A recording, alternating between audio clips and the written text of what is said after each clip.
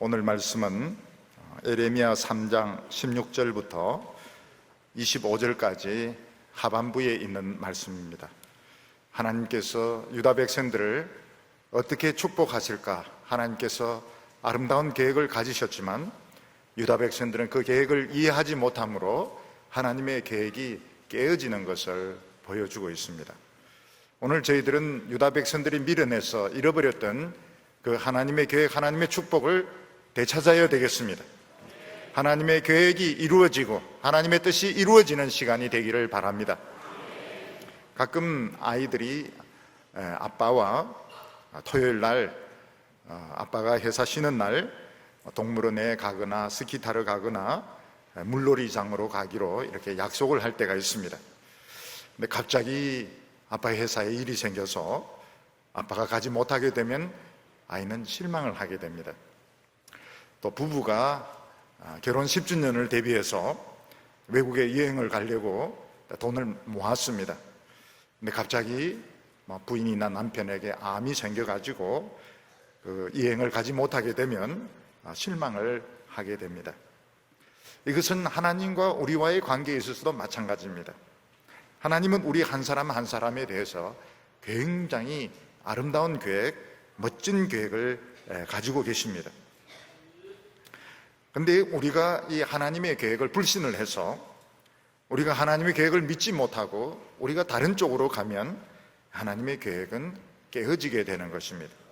하나님이 약속을 지키지 않는 것이 아니고 우리가 믿음이 없어서 하나님의 약속이 깨어지게 되는 것입니다. 그러면 우리에 대한 하나님의 계획이 어느 정도 이루어지지 못하고 깨어질까? 아마 거의 많은 계획들이 이루어지지 못하고 깨어진다고 보면 좋습니다.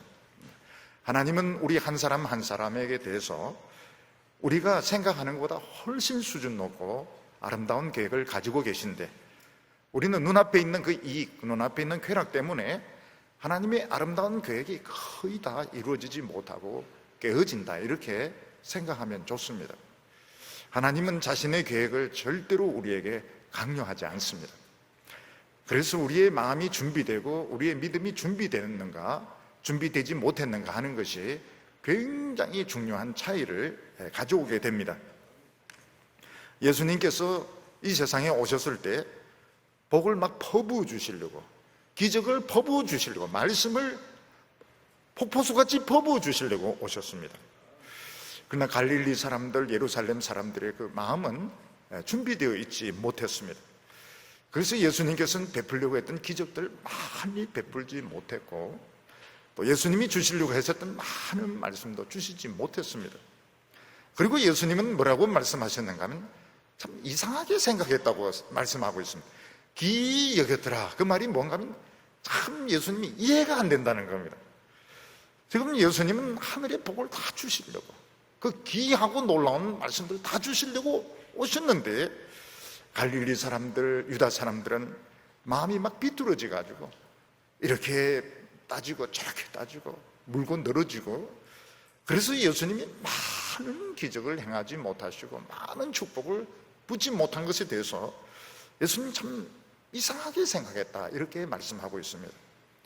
오늘 우리가 기억해야 될 것은 무엇인가 하면 하나님은 우리가 생각한 것보다 훨씬 더 아름다고 놀라운 이런 계획들을 모두에게 가지고 있습니다. 우리의 마음이 준비되어 있지 않으면 넘어가는 겁니다. 누구에게 넘어갑니까? 다른 사람에게 다 넘어가는 것입니다. 너무 많은 하나님의 귀한 뜻들이 이루어지지 못하고 우리는 우리의 고집대로, 우리의 욕심대로 그냥 흙탕물에 주저앉아서 살고 있는데, 우리가 하나님을 향해서 마음을 열면은 어떻게 됩니까? 지체하지 않습니다. 바로 하나님의 역사와 축복이 나타나게 되는 것입니다. 오늘 첫 번째로 유다 백성에 대한 하나님의 계획이 무엇인가 하는 것입니다. 하나님께서는 유다 백성들을 위해서 정말 놀라운 계획을 가지고 계셨는데 유다 백성들 그게 뭔지, 그게 왜 좋은지 이해를 못하고 있었습니다. 오늘 말씀 에레미야 3장 16절 말씀을 보면 여호와의 말씀이니라 너희가 이 땅에서 번성하여 많아질 때에는 사람들이 여호와의 언약궤를 다시는 말하지 않을 것이요 생각하지 아니할 것이요 기억하지 아니할 것이요 찾지 아니할 것이요 만들지 아니할 것이며. 오늘 우리가 이 16절 말씀만 들으면 하나님이 유다 백성에 대하여 가지고 있는 계획이 좋은 것인지 나쁜 것인지 이해가 되지 않습니다. 이 계획이 무엇인지도 잘 이해가 안 되고, 이게 좋은 것인지 나쁜 것인지 이게 뭔지가 잘 이해가 안 되는 겁니다. 너무 어려워가지고요. 하나님이 주시려고 하는 계획, 하나님이 주시려고 하는 축복이 너무 이게 어려워가지고 유다 백성들은 이게 이해를 못하고 있는 것입니다. 유다 백성들, 이스라엘 백성들에게 제일 중요한 것은 예루살렘 성입니다. 예루살렘 성. 예루살렘 성 안에서 제일 중요한 부분은 성전이고, 성전 안에서 제일 중요한 부분은 그 지성소에 있는 언약궤였습니다. 그런데 하나님은 앞으로 이 땅에 유다 백성들이 번성하여 많아질 때, 하나님께서 유다와 예루살렘을 축복해서 부흥을 일으킬 때 어떤 일이 일어나는가? 그 제일 안에 있는 그 언약궤에 무슨 일이 일어나게 되는 것입니다. 언약궤에 무슨 일이 일어나게 되는가 하면, 사람들이 언약궤에 대해서 말을 안 한다는 겁니다. 언약궤가 어디 있지? 뭐 이런 말도 하지도 않고, 언약궤에 대해서 생각도 하지 않고, 기억하지도 않고, 찾지도 않고, 만들지도 않고, 그런 일이 일어난다는 것입니다. 지금 예루살렘 성전 안에 있는 이 언약궤는 예루살렘 성전이 이 원전으로 치면 핵 연료봉에 해당되는 것입니다. 최고로 중요한 그 에너지의 그 원천이 되는 곳이 언약궤입니다. 근데 하나님께서는 앞으로 유다와 예루살렘에 대해서 어떤 계획을 가지고 계신가 하면 그 언약궤가 없어져 버리는 것입니다. 유다 백성들에 대해서 하나님이 가지고 계신 것은 언약궤가 없어지는 것입니다. 물리적으로 보는 그 언약궤가 싹 사라져 버리고, 사람들은 생각도 하지 않고 말하지도 않고 만들지도 않고 기억하지도 않고 싹 없어져 버리는 것입니다. 아마 이 말씀을 들었을 때 성전에 있는 제사장이나 지도자들은 깜짝 놀랐을 겁니다. 아니, 우리는 무슨 일이 있어도 성전을 지켜야 되고, 언약궤는 무슨 일이 있어도 지켜야 되는데, 하나님은 지금 어떤 계획을 가지고 계신가 하면 언약궤가 없어지는 겁니다. 앞으로 성전에서 언약궤는 사라질 것이다. 그러면 이건 털무지 예루살렘이 망하든지, 예루살렘이 망해서 언약궤가 부서지든지, 아니면 뺏겨버리든지, 영원히 유다와 예루살렘이 멸망하는 거 아닌가, 이렇게 생각이 쉬운데 그게 아닌 겁니다. 뭐냐 하면 하나님은 훨씬 더 업그레이드된 이 언약궤를 유다 백성들, 예루살렘 사람들에게 주실 계획을 가지고 있는 것입니다. 이 컴퓨터가 이제 처음 만들어졌을 때는 굉장히 큰 방만 했습니다. 큰 방을 가득 채울 정도로 컴퓨터가 굉장히 컸습니다. 그 컴퓨터를 가지고 뭘 했는가 하면 미군은 독일군 암호를 해독하는 일을 했던 것입니다. 그때만 해도 대단했습니다. 그런데 이 컴퓨터가 점점 작아졌습니다. 나중에는 어떻게 됩니까? 책상 위에 올려놓는 이런 아주 소형 이런 데스크탑으로 변하게 되고, 나중엔 더 작아져서 스마트폰으로 이렇게 손바닥 위에 올라오게 되었습니다. 지금 이 컴퓨터는 지금 큰 방으로 만들어진, 그래서 뭐가 원판이 이리 돌고 저리 돌고 이런 컴퓨터는 없습니다. 그렇게 그것도 속도가 굉장히 느리고 에러가 많이 생깁니다.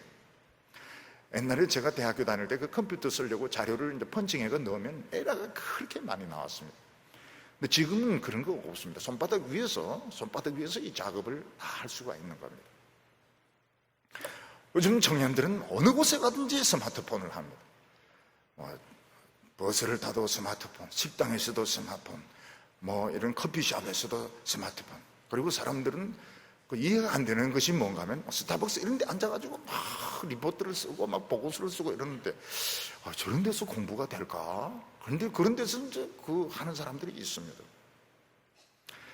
옛날에 이스라엘 백성들 성전은 굉장히 컸습니다. 그래서 이 성전을 이동을 시키려고 하면 레이지파 거의 전원이 동원이 되었습니다. 막 나무를 철거를 해야 되고 천막을 걷어야 되고 그리고 그걸 막 짊어지고 이동을 해야만 했습니다. 근데 그 언약궤 기능은 죄송하지만 굉장히 떨어졌습니다. 기도해도 응답받는 것도 늦었고 응답 안 할 때도 많았습니다. 하나님이 노코멘트, 언약을 안 할 때도 많았습니다. 성전에서 죄사함을 받고 성전에서 병치료를 받고 이렇게 하는데 성전은 굉장히 컸는데 죄송하지만 이 속도는 엄청 느렸던 것입니다. 나중에 솔로몬이 이걸로 업그레이드해서 건물로 만듭니다. 그래서 이 건물은 참 멋있었지만 기능은 똑같이 떨어졌습니다. 기능은 하나님의 말씀도 굉장히 드물었고 또 기도의 응답도 많이 늦었습니다.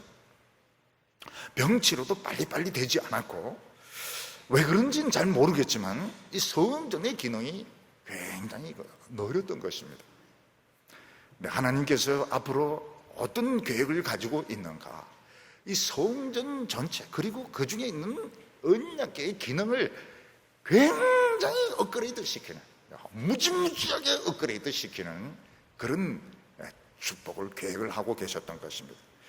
그래서 17절 말씀을 보면 그때 예루살렘이 그들에게 여호와의 보좌라 일컬음이 되며 모든 백성이 거리로 모이리니 곧 여호와의 이름으로 말미암아 예루살렘에 모이고 다시는 그들의 악한 마음에 완악한 대로 그들이 행하지 않을 것이며, 여기 이제 17절이 설명을 하고 있습니다. 이 언약궤가 없어진다, 언약궤에 대해서 다시 이야기하지 않는다, 이것은 언약궤를 뺏기거나 유다가 영원히 멸망하는 것이 아니고 하나님께서 엄청나게 업그레이드를 시키는 겁니다. 그래서 예루살렘 전체가 언약궤가 되는 겁니다. 하나님의 보좌라 일컬음을 받는데 이 보좌가 언약궤, 연로봉에 해당되는데 예루살렘 전체가 하나님의 언약궤로 변하는 엄청 기능이 업그레이드 되는 이런 계획을 가지고 있었던 것입니다. 근데 유다 백성들은 이걸 이해를 못합니다. 왜냐하면 하나님이 우리에 대해서 가지고 있는 좋은 계획이다 이러면 당연히 우리가 세상에서 성공해서 유명한 사람이 되고 돈을 많이 벌어서 좋은 집에 우리가 이렇게 살고 참 우리가 뭐 좋은 차를 타고 다니고 좋은 마차를 타고 다니고 자녀들 다 유학 보내고 이런 것을 기대를 하는데 하나님께서 가지고 있는 계획은 그런 게 아니고 그 성전의 업그레이드, 성전 중에서도 그 언약궤를 엄청나게 업그레이드하는 이런 계획을 가지고 있다는 것입니다. 여기서 유다 백성들은 그걸 잘 이해를 하지 못했습니다. 우리가 기대하는 것은 예루살렘이 굉장히 커진다든지 예루살렘이 부자가 된다든지 우리가 돈방석이 안 한다든지 이런 이해가 되겠는데 성전 그 중에서도 많은 그 기구들 중에서도 하필이면 그 언약궤를 업그레이드 시키는 이게 무슨 좋은 계획이 무슨 축복인지 이해를 하지 못했던 것입니다. 오늘 우리들은 참 옛날에 비해서는 비교할 수 없을 정도로 좋은 환경에서 지금 생활하고 있습니다. 근데 문제는 무엇인가 하면 여전히 미래에 대해서 다 불안해하고 있고 또 현실에 대해서 불만이 많은 것입니다. 우리가 옛날에 비해서는 정말 잘 삽니다. 정말 잘 살고 잘 먹고 있고 잘 입고 있고 전부 잘입니다. 잘 살고 잘 먹고 잘 입고 얼굴도 막 참 잘생겼고 외국에 이렇게 동양권에 이렇게 가보면 잘생긴 사람 한국 사람입니다. 한국 사람 잘생겼습니다. 근데 미래에 대해서는 굉장히 불안해하고 또 현실에 대해서 불만이 많아요. 사람들에게 해피합니까? 이렇게 물어보면 해피가 무슨 말입니까? 우리 집 개 이름이 해피입니다 이러면서 사람들이 별로 해피하지가 않아요. 난 정말 해피해요. I'm so happy 이런 사람은 별로 없고 전부 막 불만이 꽉 차서 얼굴이 막 심술이 디득디득 하면서 불만이 많습니다. 왜 그럴까요? 인간은 이 그릇과 같아서 그 그릇 외모만 가지고는 만족이 안 되는 것입니다. 안에 담겨있는 내용, 거기에 따라서 사람의 가치가 결정이 되고 그 안에 담겨있는 내용에 따라서 만족감의 수준이 달라지게 되는 것입니다. 예를 들어서 겉으로 그릇은 질그릇이지만 그 안에 보화와 보석이 가득 들어있으면 그 질그릇은 굉장히 수준이 높은 것이며 높고 만족도가 높습니다. 그리고 사람들은 그 질그릇을 함부로 대하지 않습니다. 왜냐하면 그거 깨트리면 그 안에 있는 보물들 다 잃어버릴 수도 있기 때문에 아주 소중하게 다룹니다. 반대로 그릇은 아무리 고급스럽다 하더라도 그 안에 먹다 남은 이 음식들, 찌꺼기들이 거기에 가득 들어있고, 담배째가 들어있고, 휴지 같은 거 들어있고 이러면은 절대로 그 그릇을 사람들은 좋아하지 않을 것입니다. 마찬가지로 우리 인간들이 얼만큼 미래에 대해서 우리가 희망적이냐, 얼만큼 자기 자신에 대해서 만족해 하느냐 하는 것은 듣는 하나님의 말씀의 수준에 달린 것입니다. 우리가 아주 수준 높은 말씀을 들으면 어떻게 됩니까? 이게 그릇이 엄청 업그레이드가 됩니다. 미래에 대해서 기대가 됩니다. 미래가 너무너무 기대가 됩니다. 현실에 대해서 불만을 가질 이유가 없어요. 그런데 겉은 정말 멋있는데 안에 든 것이 쓰레기가 들어있고 온갖 오물들이 들어있으면 현실에 대해서도 굉장히 불만이 되고 미래에 대해서도 부정적인 생각을 가지게 되는 것입니다. 하나님께서 유다 백성들, 예루살렘 사람들에 대해서 가지고 있는 계획은 무엇입니까? 하나님이 그들이 육체적으로 좀 더 좋은 환경에서 좋은 집에서 사는 것이 아니고 그들이 마음속에 들어갈 이 하나님의 말씀을 훨씬 더 농도 있고 깊이 있고 수준 높은 말씀을 퍼부어 주시는 것입니다. 그러면은 이 하나님의 언약궤가 엄청 업그레이드 된다면 어떻게, 하나님의 언약궤가 뭡니까? 결국 이스라엘 백성들이 하나님의 언약궤 앞에 가서 오케이를 듣는 겁니다. 오케이. 하나님께서 오케이 하면 그게 다 이루어지는 것입니다. 우리나라에서 결국 최종적으로 사인은 대통령이 사인하면 이게 되는 겁니다. 대통령이 사인하면 그 계획은 성립이 되는 것처럼 하나님의 언약궤 앞에 나아가서 오케이 받으면 모든 것이 이루어지게 되는 것입니다. 근데 문제는 뭔가 하면 이게 쌍방적이라는 것입니다. 쌍방적. 하나님의 말씀이 잘 안 들리고 잡음이 막 들리고 이러면 우리들의 기도도 마찬가지입니다. 우리들의 기도도 하나님께 잘 안 들리는 거예요. 응답도 마찬가지예요. 응답도 잘 안 되는 겁니다. 하나님의 말씀이 아주 명료하게 구체적으로 확실하게 들릴 때 어떤 일이 납니까? 우리의 기도도 하나님 앞에 명료하게 전달이 되게 되면서 그냥 하나님의 오케이 사인이 바로 이루어지게 되는 겁니다. 작전 중에 있는 군인들에게 중요한 것은 이 무선입니다. 무선이 굉장히 중요해요. 무선이 중요합니다. 이 잠수함, 우리 그때 이 장로님들하고 권사님들은 해군에 가서 잠수함 안에도 막 다 들어갔습니다. 그 못 들어가는 데인데 그 잠수함 사령관이 딱 보고를 받은 겁니다. 동북에 김 목사님하고 당회가 왔습니다. 패스, 헌병대 패스에 할머니들이 완전히 잠수함 그 끝에 구멍까지 들어가다가 다 보고 나오고 이제 설명도 다 듣고 그러면서 이제 나왔습니다. 잠수함은 소리입니다. 소리. 잠수함은 소리입니다. 모터 소리 나면 이거는 기능이 안 되는 거예요. 모터 소리가 나면 안 되는 거예요. 배럴리를 쓰는데 이 배럴리가 이게 이제 러시아 배럴리가 충전하는데 얼마 걸리는가 하면 한 달이 걸립니다. 한 달이. 러시아 거는 그래서 연습용밖에 안 되고 이 소리입니다. 소리. 기침 소리. 다 잡습니다. 상대방 쪽에서 전부 다 잡습니다. 마찬가지로 하나님의 이 말씀이 업그레이드 되면 어떻게 됩니까? 하나님의 말씀이 업그레이드 된다는 것은 하나님이 우리에게 전폭적으로 모든 걸 믿고 다 맡기는 것입니다. 근데 교회에 부흥이 일어나고 축복이 일어나려고 하면 딴 거 찝찝거리가 안 돼요. 딴 거 가지고 축복이 일어나기 어렵습니다. 하나님의 말씀이 명료하게 분명하게 확실하게 들리면 우리 기도도 하나님 앞에 그렇게 들리게 됩니다. 바로 응답이 오게 되는 겁니다. 유다 백성들은 거기에 관심이 없었어요. 왜냐하면 그들은 처음부터 하나님의 음성 듣는데 관심이 없었습니다. 세상 이야기 듣는 걸 좋아했어요. 세상 이야기 듣는 것을 좋아하고 세상의 정보 듣는 것을 좋아하고 그래서 언약궤가 업그레이드 됐는가? 이 관심이 없었던 겁니다. 결국은 언약궤의 핵심되는 하나님의 아들 예수님이 오셔서 하나님의 아들이 육성으로 이야기를 합니다. 이것은 이 우주에 일어날 수 있는 최고의 기적이고 축복인 것입니다. 우주를 만드신 그 하나님, 그 하나님의 독생자가 세상에 와서 육성으로 이야기하는, 이거보다 더 언약궤가 발전이 될 수 없습니다. 이거는 최고의 형태로 하나님의 말씀이 발전한 겁니다. 그래서 히브리서에 보면 처음에 그 이야기가 나옵니다. 하나님이 여러 모양으로 말씀하셨는데 세상 마지막 때에 하나님의 아들이 오셔서 직접 우리에게 말씀을 하셨다고. 최고의 업그레이드입니다. 최고의 축복인 것입니다. 그 하나님의 아들이 와서 병자들 일어나라는 게 막 일어납니다.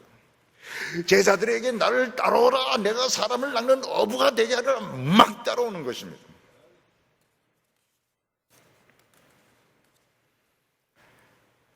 이것이 우리에게 하나님이 주실 계획입니다. 하나님이 우리에게 주실 계획들 많이 있습니다. 많이 있습니다. 많이 있습니다. 우리 할머니들도 보면 나름대로 좋은 계획들, 그런 것들 막 가지고 있습니다. 있어요. 그런데 제일 중요한 것이 뭔가 하면 하나님의 말씀이 업그레이드 되는 거예요. 가장 생생하게, 가장 명료하게, 가장 분명하게 우리 귀에 들릴 때 하나님과 우리 사이에 지금 소통이 이루어지는 것입니다.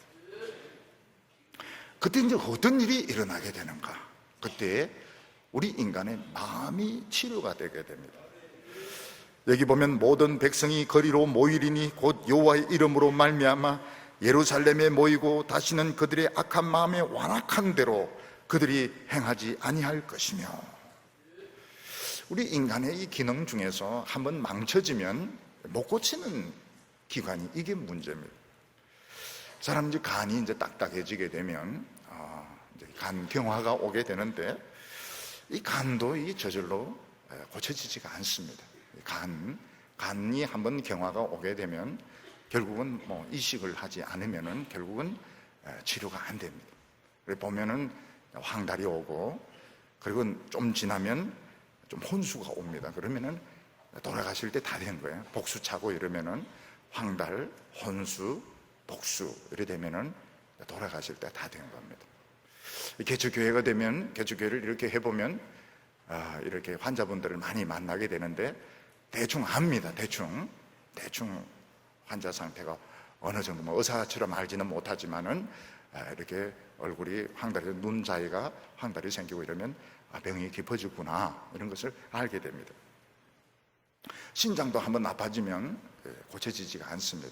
투석을 하든지 이식을 하든지 하지 않으면 고쳐지지가 않습니다.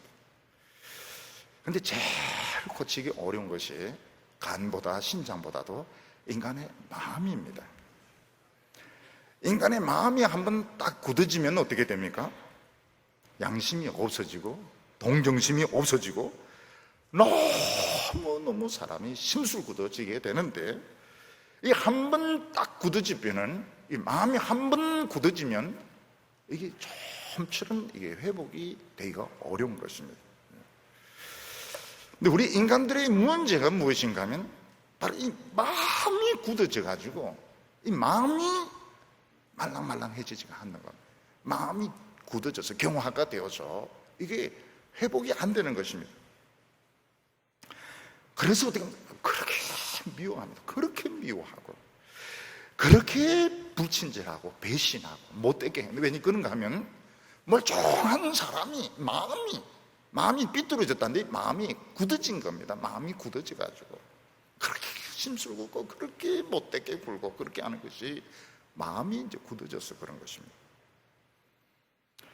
근데 하나님께서 앞으로 하나님께서 유다 백성들에게 주실 축복의 때가 뭔가 하면, 하나님이 그 언약궤가 업그레이드 될 때 어떤 일이 일어나게 되는가 하면 마음이 치료가 되게 되는 겁니다. 이 굳어있는 마음, 이 심술궂은 마음, 이 못되고 완악한 마음이 부드러워져 가지고 사랑을 알게 되고 다른 사람의 인생의 소중함을 알게 되고 남을 축복하게 되고 아주 아름다운 마음으로 변화시켜 주시겠다, 이렇게 말씀을 하셨습니다. 아마 성도들 중에서 간이 경화가 되었는데 주님이 오셔서 이렇게 만져주어서 간이 그냥 정상적인 간이 된다면 이건 생명을 얻는 겁니다. 이 신장이 나빠져서 지금 이식을 좀 해야 되고 투석을 지금 받고 있는데 예수님이 오셔서 그 신장을 고쳐주시면 이 사람의 인생을 건지는 것입니다. 근데 모든 사람의 문제는 마음입니다. 마음이 너무너무 심술궂고 완악하고 고집스럽고 지 멋대로고, 하나님께서 오셔서 이 마음을 부드럽게 아름답게 고쳐주시게 됩니다. 이게 기적입니다. 이게 기적이에요. 그래서 교인들도 보면 은혜 받은 사람은 어떻게 합니까? 고집을 부리지 않습니다. 고집을 부리려 하다가도 고집을 한번 마음을 바꿉니다. 이게 무엇을 말하는, 다른 사람이 보기에는 줏대가 없는 것 같고 일관성이 없는 것 같고 이렇지만 그런 일관성 필요가 없어요. 일관되게 고집스럽고 일관되게 못되고 이거 필요 없어요. 그런 거는 변덕 부리는 게 훨씬 나은 겁니다. 훨씬 100배 1000배로 나아요. 못되게 하다가 마음 딱 바꾸고, 아이 세상에 이런 좋은 변덕이 어디 있습니까? 예. 변덕장이가 되시기 바랍니다. 변덕장이가.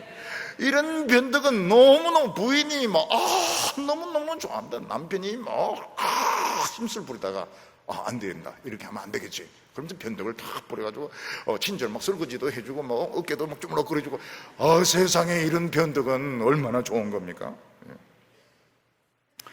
은혜를 못 받은 사람은 별거 아닙니다. 별거, 진짜 별거 아니에요. 끝까지 고집을 부리는데 어떻게 고집을, 목숨 걸고, 진짜 별거 아니에요. 아무것도 아니에요. 이거 진짜 아무것도 아니에요. 근데 끝까지 땀 바닥바닥 흘리면서 끝까지 이를 악물고 고집을 부리는데 정남미가 떨어집니다. 정남미가 떨어지고, 하나님도 나도 하나님이지만 손들었다는 거예요. 손들었다는 거예요. 정남미가 떨어진다는 겁니다. 하나님이 앞으로 주실 우리의 그 행복이 무엇인가? 하나님의 말씀이 굉장히 업그레이드 되는 겁니다. 업그레이드, 구체적이 되는 것입니다. 그때는 무조건 기도하면 됩니다. 무조건. 하나님의 말씀이 명료하게 들릴 때는 무조건 기도하면 됩니다. 다 이루어집니다. 전부 다 이루어집니다. 그리고 하나님 우리에게 어떤 은혜를 주십니까? 마음이 말랑말랑하게, 가슴이 따끈따끈하게, 말랑말랑하고 따끈따끈하고, 그게 뭡니까? 바로 꺼낸 그 찐빵 아닙니까? 솥에서 바로 꺼낸 말랑말랑하고 딱딱하고 김나고 이 찐빵이죠. 말랑말랑.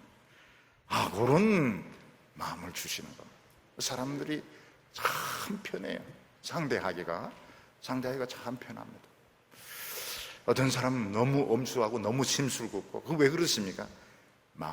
마음이 경화가 일어나면, 오래전부터 경화가 일어난 겁니다.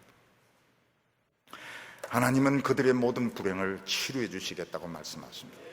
18절에 그때 유다 족속이 이스라엘 족속과 동행하여 북에서부터 나와 내가 너희 조상들에게 기업으로 준 땅에서 그들이 함께 하리라. 북쪽에서부터 온다고 말하고 있습니다. 원래 이스라엘 백성들이 출애굽했을 때 남쪽에서 올라가려고 했는데 실패했습니다.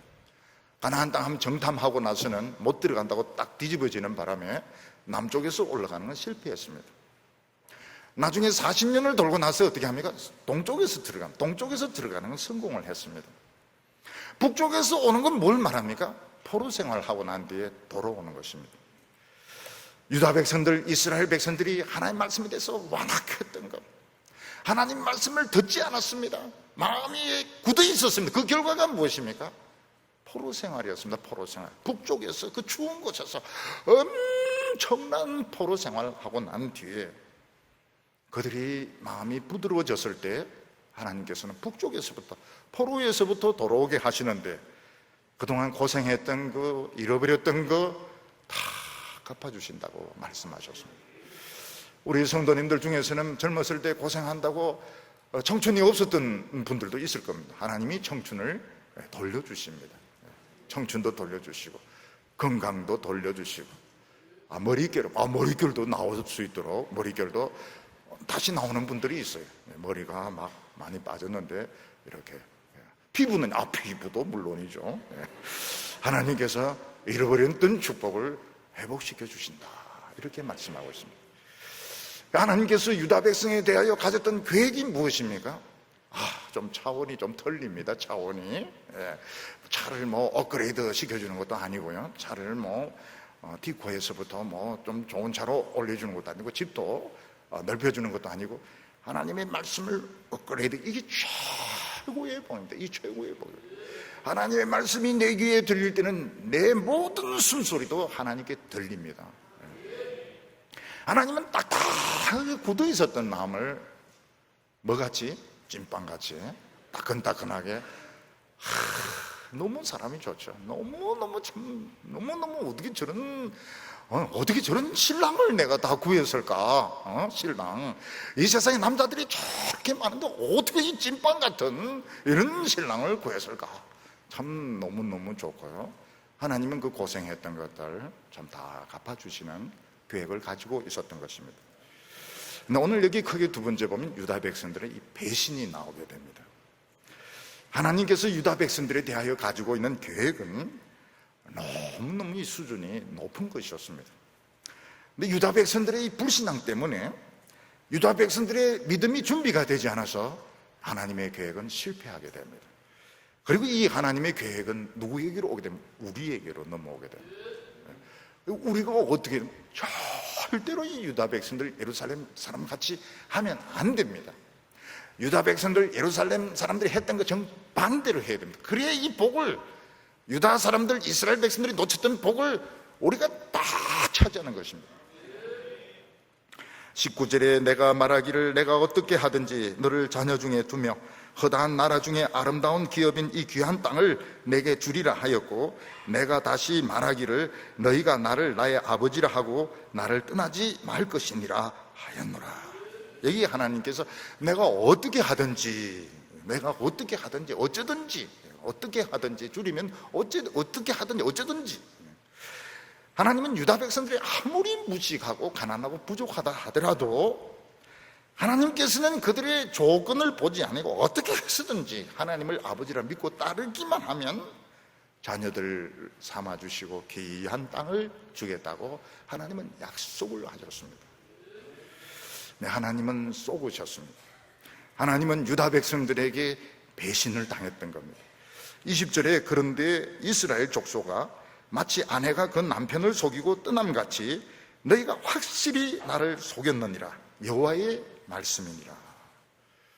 이스라엘 백성들이 하나님을 속였는데 어떻게 속였냐? 완전하게 확실하게 속여서 보따리 싸서 도망치는 날까지 하나님은 몰랐다고 말씀하고 있습니다.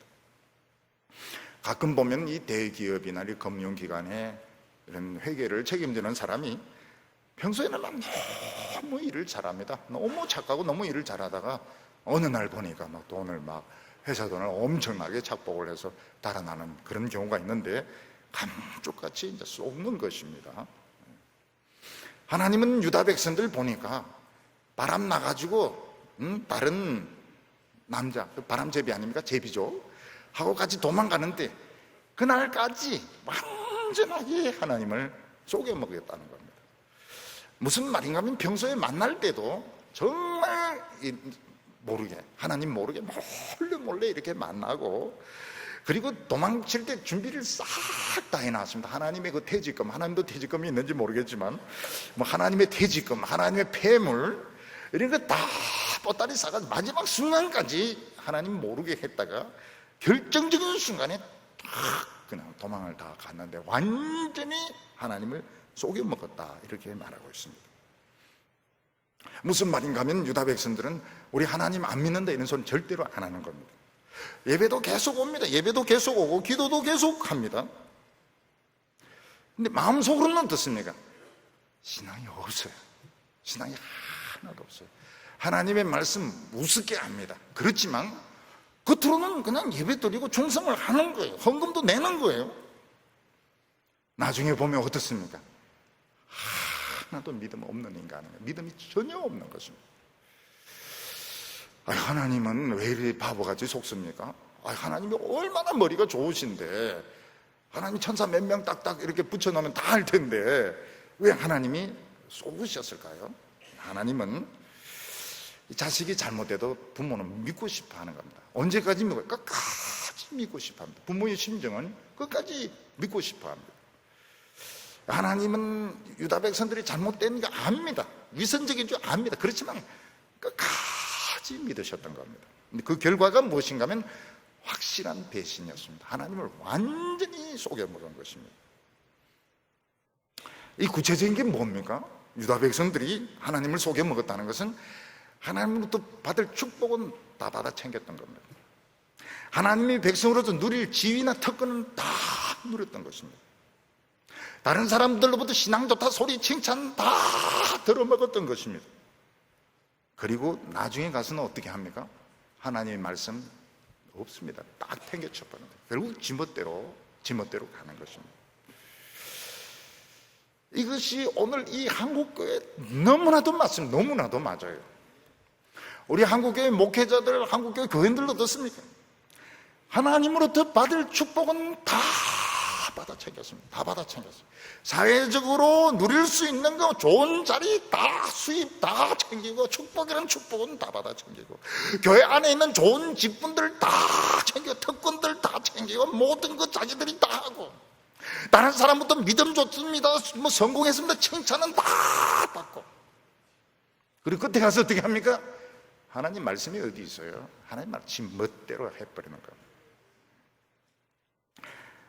교회는 엄청나게 크고 겉으로 보면 너무너무 잘 믿는 것 같은데 마음속에 보면 믿음 없습니다. 하나님의 말씀 없어요. 그때 하나님 뭐라고 말씀하시면 나는 배반당했다. 너희들은 나를 완전히 속여먹었다. 하나님을 이용해 먹은 겁니다. 교회를 이용해 먹은 것입니다. 교회의 직분, 신앙을 자기를 위해서 이용을 해 먹은 것입니다. 그리고 하나님이 최고로 중요하게 하나님이 최고로 끝까지 기도했던 말씀은 없어요. 말씀 없고 기도도 없습니다. 지멋대로 한 것입니다. 하나님께서는 너희들이 나를 철저하게 속여먹었다. 너희들이 하나님으로부터 받을 축복들, 하나님의 백성 기독교인으로서 받을 명성들, 종정들, 교회의 직분들 싹 받아 챙겨먹고 말씀이 어디 있어요? 말씀이 없어요. 전부 지멋대로 지고 흔들고 날뛰고 설치고 이러는데 나중에는 교회 안에서 헤게모니를 장하려고 막 싸우고 막 별의별 짓을 다 하는데 하나님께서는 너희들이 완전히 나를 속여먹었다 이렇게 말씀하고 있습니다. 하나님은 참 좋은 계획을 가지고 계셨는데 너무너무 좋은 계획을 가지고 계셨는데 참 교회 안에서 살아있는 하나님의 말씀을 듣게 하시고 하나님이 임재하셔서 정말 그들을 딱딱한 마음을 치료하여 주시고 그들의 모든 고생을 하나님께서 다 축복으로 갚아주시려고 했는데 받아 챙겨 먹을 것 싹 다 챙겨 입 딱 닦는 겁니다. 신앙이 없어요. 하나님 말씀 없습니다. 근데 이게 하나님이 속으신 거냐? 아닙니다. 자기 자신이 속은 겁니다. 하나님을 속인 것은 하나님은 속지 않습니다. 자기 스스로가 속은 겁니다. 21절에 보면 소리가 헐벗은 산 위에서 들리니 곧 이스라엘 자손이 애곡하며 간구하는 것이라 그들이 그들의 길을 굳게 하며 자기 하나님 여호와를 잊어버렸음이로다. 소리가 헐벗은 산 위에서 들린다 하는 것은 헐벗은 산 위에서 열심히 제사드리고 기도하는데 응답이 없습니다. 하나님에게도 기도하고 바알신에게도 기도하고 자기들이 모여서 열심히 회의하고 토론하는데 하나님의 응답은 없습니다. 왜냐하면 자기들 스스로 하나님을 버렸기 때문입니다. 위기 때 하나님의 도움을 받으려면 편안할 때 하나님께 헌신을 해야 됩니다. 편안할 때 내 마음대로 하고 싶은 대로 다 하고 위기 때 도와주세요 위기 때 또 이거는 누구나 다 할 수 이게 우상숭배의 심리인 것입니다. 평소에 자기가 하나님의 축복을 받으면 스스로를 가치 있게 만들어야 돼요. 평소에는 죽정입니다. 죽정이 믿음 하나도 없어요. 껍데기밖에 없어요. 위기 때 복 받으려고 하면 하나님은 응답 안 합니다. 하나님도 성질이 있다고요. 하나님도 한다면 하시는 분이었어요. 그러니까 어리석은 사람은 자기가 어리석은 겁니다. 챙길 거 다 챙기고 하나님 말씀 딱 팽개쳤는데 위기의 순간에 하나님이 절대로 안 돕습니다. 절대로 안 돕습니다. 절대로 하나님의 보좌를 움직일 수가 없습니다. 기도 응답이 일어날 수가 없습니다. 부흥이 일어날 수가 없습니다. 교회 어리석은 사람들은 자기들끼리 실컷 싸우고 나중에 광고 내어서 학벌 좋은 목사 데리고 오면 교회 부흥되게, 그게 안 돼요. 그게 안 돼. 벌써 하나님이 그런 사고 방식을 좋아하지 않습니다. 하나님이 그런 식으로, 교회가 그런 식으로 유치하게, 교회가 그런 식으로 부흥이 되질 않습니다.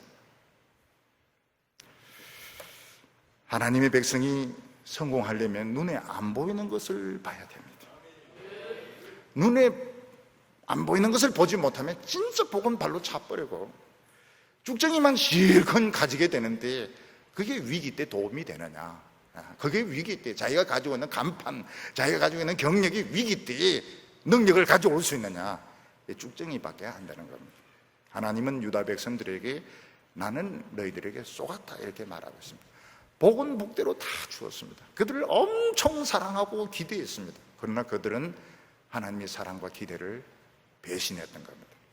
오늘 한국교회 하는 거 보면 복이란 복은 다 챙깁니다. 복이란 복은 다 챙기고 하나님의 나라 안에 있는 좋은 것은 다 가집니다. 그리고 하나님이 제일 중요하게 생각하는 거 없어요. 하나님을 속여먹는 겁니다. 오늘 세 번째로 하나님은 유다가 돌아올 수 있는 방법을 가르쳐 주셨습니다. 하나님은 유다 백성들에게 지금이라도 돌아올 수 있다고 말씀하고 있습니다. 하나님의 말씀을 듣고 깨달을 때 그때는 돌아올 때입니다. 너무 늦은 거 없어요. 22절에 보면 배역한 자식아 돌아오라 내가 너희 배역함을 고치리라. 여기 배역한 자식이라고 하는 것은 부모를 배반하고 도망친 탕자를 말합니다. 아버지는 탕자를 돌아오라고 말합니다. 그러면서 너 돌아오기만 하면 무조건 받아주겠다 이런 말씀하잖아요. 너희의 그 패역한 본성, 못된 성질을 내가 고쳐주겠다 이렇게 말씀합니다. 근데 사실 이게 굉장히 어려워요. 아무리 부모가 훌륭하다 하더라도 자식은 자기 뜻대로 되지 않습니다. 오히려 부모가 유명하면 유명할수록 자식들은 거의 스트레스를 받기 때문에 더 반항합니다. 그래서 부모도 자식을 못 고칩니다. 선생님도 아니죠. 선생님도 이 말하는 애들 못 고쳐요. 하나님은 고칠 수 있다고 말씀하십니다. 22절에 보면 하반절에 보소서 우리가 주께로 왔사오니 주는 우리의 하나님 여호와이시니이다. 하나님이 원하는 건 요겁니다. 보소서 우리가 하나님께로 돌아왔습니다. 요 이야기만 하면 하나님께 와서 이야기를 해야 됩니다. 보소서 우리가 하나님께로 돌아왔습니다.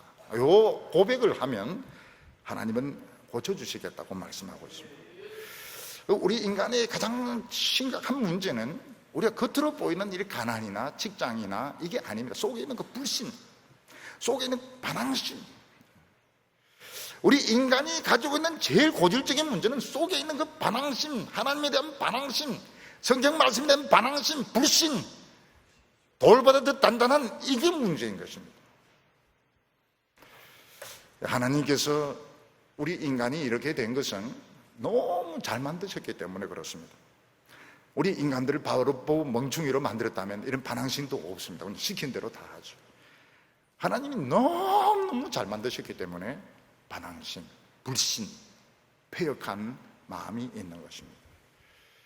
하나님은 이것을 고쳐주시겠다고 말씀하셨습니다. 그러니까 우리 인간이 하나님 앞에 가질 수 있는 최고의 자세는 뭔가 하면 고개를 숙이는 것입니다. 보소서 우리가 왔습니다. 하나님은 우리의 하나님이시 이 고백을 하기만 우리가 하나님 앞에 배역한 마음을 가지고 왔습니다. 보소서 우리는 이 모습 이대로 가지고 있습니다. 이 고백만 하면 하나님께서 그 배역한 마음, 반항심, 그 모든 불신을 고쳐주겠다고 말씀하고 있습니다.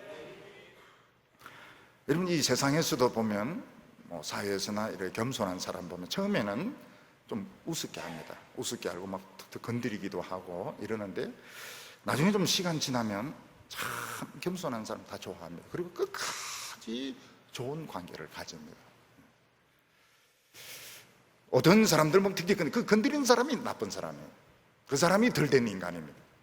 참 겸손한 사람은 끝까지 좋아하게 되어 있습니다. 근데 하나님 앞에서 겸손한 사람은 이거는 굉장히 위대한 겁니다. 하나님 앞에 고개 숙일 수 있는 사람, 하나님 앞에 나는 아무것도 아닙니다, 이 고백을 할 수 있는 사람은 정말 하나님의 위대한 작품입니다. 이런 사람들은 자기를 부정해서 자존심도 없습니다. 다른 사람에게 복수하고 싶은 마음도 없습니다. 근데 이런 사람이 만들어진다. 하나님 앞에서 겸손하게 나는 아무것도 아닙니다. 이런 사람은 정말 하나님 앞에 큰 사람이 된 것이고, 하나님은 그 사람에게 모든 복을 다 내려주십니다. 하나님 앞에 자기 자신을 낮출 수 있는 사람, 나는 하나님 앞에 아무것도 아닙니다. 근데 적어도 이런 고백이 나오려면 정말 고생을 많이 해야 됩니다. 정말 환난 고통 가운데 자기의 그 못된 본성과 그 교만과 그 거짓과 위선을 철저하게 깨닫고 하나님 앞에 나 아무것도 아닙니다, 하나님 죽이든지 살리든지 알아서 하십시오. 또 다르게 표현하면 뭡니까? 밥이 되든지 죽이 되든지 알아서 하십시오. 그러면 하나님은 알아서 하십니다. 알아서. 죽이 될지 밥이 될지는 모르겠지만 하나님은 꼭 알아서 하십시오 했기 때문에 하나님은 알아서 하십니다. 참 위대한 사람입니다. 위대한 사람. 하나님 앞에 자기 자신을 낮출 수 있는 사람. 누가 앞에서 거만하고 이래도 거의 용납이 됩니다. 왜냐하면 자기가 자신이 하나님 앞에서 낮아졌기 때문에. 굉장히 위대한 사람, 위대한 작품입니다. 그동안 방황하고 고생했던 거 다 갖고도 남을 정도로 그 사람은 만들어진 것입니다. 근데 유다 백성들은 자존심이 너무 세가지고 절대로 고개를 숙이지 않습니다. 하나님 앞에 고개 숙이면 목이 부러지는 줄 압니다. 23절에 보면 작은 산들과 큰 산 사이에 떠드는 것은 참으로 헛된 일이라 이스라엘의 구원은 진실로 우리 하나님 여호와께 있나이다. 하나님은 유다 백성들에게 뭐라고 하나님께 고개 숙이기만 하면, 하나님 앞에 자기 자신을 낮추기만 하면 하나님은 그들의 모든 부족한 것을 다 하나님은 책임지시겠다고 말씀하시는데, 고개가 안 숙여지는 거예요. 고개가 너무 빳빳한 거예요. 너무 똑똑하고 자존심이 세가 끝까지 고개를 숙이지 않습니다. 그래서 결국은 어떻게 됩니까? 하나님이 축복의 기회를 잃어버리게 됩니다. 돌아올 수 있는 기회를 잃어버리게 되는 거예요. 나중에 유다 백성들이 하나님 앞에 고개를 언제 숙이게? 70년 동안 고생 시큰하고 난 뒤에 하나님의 말씀이 귀에 들어오기 시작해요. 70년 동안 이방인에게 짓밟히고 난 뒤에 얻은 결실이 뭔가 하면 하나님의 말씀이 귀에 들어오는 거예요. 그래 안 하고 말씀 들으면 70년을 버는 건데, 70년만 버는 것이 아니고 예루살렘 성도 벌 수 있는데, 그 자존심, 그 고집, 못된 본성 때문에 그렇게 고생하고 나중에 말씀이 귀에 조금씩 들리게 되는 것입니다. 하나님께서는 그때야 비로소 자기들이 부끄러운 것을 깨닫게 될 거라고 말했습니다. 24절에 보면 부끄러운 그것이 우리가 청년 때로부터 우리 조상들의 산업인 양떼와 소떼와 아들들과 딸을 삼켜선저. 부끄러운 그것은 뭘 말고 우상을 말합니다. 유다 백성들이 자기의 정체성을 깨닫지 못하고 그 부끄러운 거, 그 우상 아무것도 아닌데 이방인들이 그냥 주는 거 그 거절을 못해서 받아들인 이 우상이 부끄러운 거지. 청년 때부터 이스라엘의 소떼, 양떼, 청년들 다 잡아먹었다는 겁니다. 별것도 아니고 나중에 죄는 보면 죄는 진짜 아무것도 아닙니다. 죄는 아무 힘도 없어요. 그런데 또 끊으려면 또 안 끊어집니다. 텔레비전도 자기가 좋아하는 프로 있으면은 그거 끊으면 죽을 줄 알아요. 그거 끊으면 순교하려고 마음을 먹고 있는데 그건 순교도 아니고요. 그거는 개죽음도 아니고 그건 아무것도 아닌 겁니다. 근데 어느 날 막 은혜 딱 받으면 어떻게 되는 거예요? 탁 끕니다. 탁. 그냥 아무 소리 안 하고 탁 끕니다. 아무것도 아니에요. 아무것도. 책도 아무것도 아니고, 영화도 아무것도 아니고, 바둑도 아무것도 아니고, 전부 아무것도 아닌 거예요. 공부 그것도 아무것도 아닙니다. 대단한 것 같아도 아무것도 아니에요. 인간들이 그 속아가지고 거기에 정신이 팔려가지고, 하나님 얼마나 귀한 하나님의 축복이 얼마나 귀한 축복인데 청년 때부터 정신이 나가가지고 다 팔아먹은 겁니다. 25절에 우리는 수치 중에 눕겠고 우리의 치욕이 우리를 덮을 것이니 이는 우리와 우리 조상들이 청년 때로부터 오늘까지 우리 하나님 여호와께 범죄하여 우리 하나님 여호와의 목소리에 청종하지 아니하였음이니이다. 수치 중에 눕겠고, 이 밑에 까는 바닥이 수치입니다. 치욕이 우리를 덮을 것이며, 이불이 뭡니까? 치욕입니다.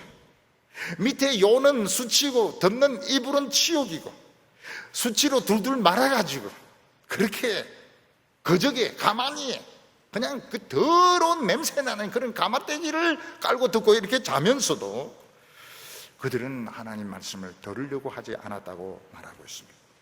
젊을 때부터, 젊었을 때 하나님 말씀 듣고 기도하고 찬양하고 수련회하고 봉사하고 얼마나 좋습니까? 젊었을 때 그 시간을, 그 좋은 머리를 하나님 말씀 듣고 찬양하고 기도하고 얼마나 좋습니까?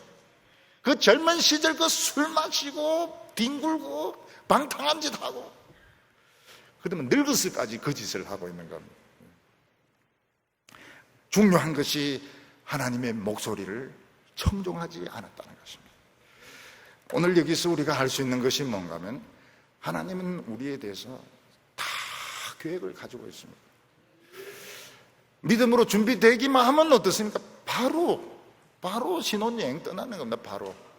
바로 물놀이 가는 것이고, 바로 놀이공원, 동물원 준비되면 바로 가는 것입니다. 마음이 삐뚤어져 있으면 이리 털고 저리 털고, 이리 의심하고 저리 의심하고, 결국은 어떻게 됩니까? 아까운 것이요. 아까운 시간, 그 아까운 말씀들, 그 아까운 기도들, 그 전부 다 잃어버리고 나중에 심술구전, 정말 마음이 돌처럼 굳어져서 버림을 당하게 되는 겁니다. 준비되기만 하면 믿으시기 바랍니다. 믿으시고, 가는데 험한 이런 골짜기 나오면 뭐라고 생각하면, 이 하나님과 신혼여행이에요. 신혼여행. 하나님은 그 신혼여행 코스를 그래 광야로 잡은 겁니다. 광야로. 그 신혼여행이다 이렇게 생각하면 되는 거예요. 얼마나 좋습니까? 방울뱀, 정갈 얼마나 좋습니까? 하나님 앞에 고개만 다 숙입니다. 완전한 사람이 어디 있습니까? 이 세상에 완전하고 죄 한 번도 안 지은 사람 어디 있습니까? 없습니다. 없어요. 아무도 없습니다. 고개만 숙이기만 하면 하나님 다 책임지나. 얼마나 쉽습니까? 고개만 숙이면 되는데, 하나님 죄송합니다, 미안합니다, 왔습니다, 보소서 왔습니다, 그러면 되는데 뭐가 그렇게 말이 많고 뭐가 따지고 뭐가 그렇게 이야기하고 결국 못 들어와요.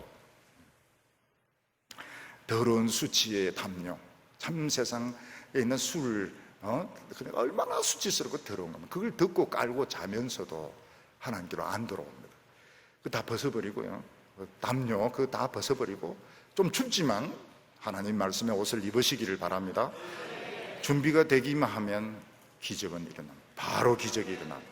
기적받고 축복받는 성도들 다 되시기를 바랍니다. 기도드리겠습니다.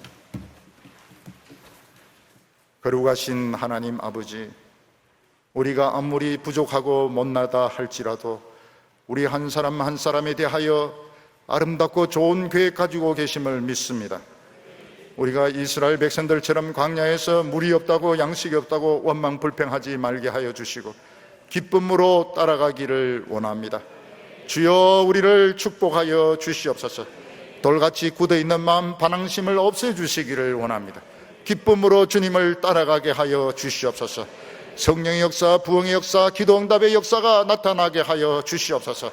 하나님이 준비하신 모든 뜻들이 다 이루어지게 하여 주시옵소서. 예수님의 이름으로 기도하옵나이다.